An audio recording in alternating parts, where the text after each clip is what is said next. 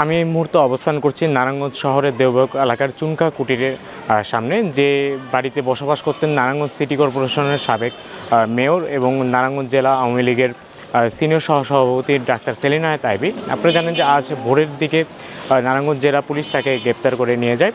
এর আগে গতকাল রাতের 11:30টার দিকে সদর থানায় একটি পুলিশ টহলের দল তাকে গ্রেপ্তার করতে এই বাড়িটিতে অভিযান পরিচালনা করতে আসেন। তখন এখানকার যারা তার সমর্থক এলাকাবাসী তাকে আটকে দিয়ে এখানে যারা বিক্ষোভ করতে থাকেন, একরকম পুলিশ অবরুদ্ধ হয়ে পড়লে পরবর্তীতে ভোর 5:30টার দিকে তাকে আটক করা হয়। এদিকে আজ সকাল 10:15টার দিকে নারায়ণগঞ্জ আদালতে তাকে উঠানো হলে তাকে সিদ্ধিরগঞ্জ থানায় পোশাক শ্রমিক মিনারুল হত্যা মামলায় তাকে গ্রেপ্তার দেখিয়ে ঢাকার কাশিমপুর আদালতে প্রেরণ করা হয়েছে।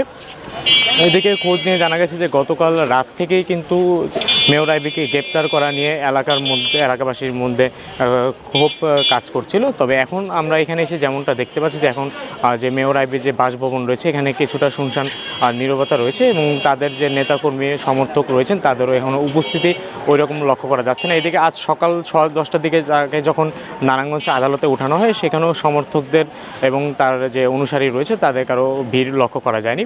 এদিকে নারায়ণগঞ্জ জেলা পুলিশের সূত্রে জানা গেছে যে তার বিরুদ্ধে বৈষম্যবিরোধী ছাত্র আন্দোলনের ফতুল্লা থানায় এবং সিদ্ধিরগঞ্জ থানায় মোট 5টি হত্যা চেষ্টার অভিযোগে মামলা দায়ের হয়েছে। এর মধ্যে একটি মামলায় তাকে গ্রেপ্তার দেখিয়ে আজ নারায়ণগঞ্জ কারাগারে তাকে প্রেরণ করা হয়। এই ছিল মূলত সর্বশেষ অবস্থা।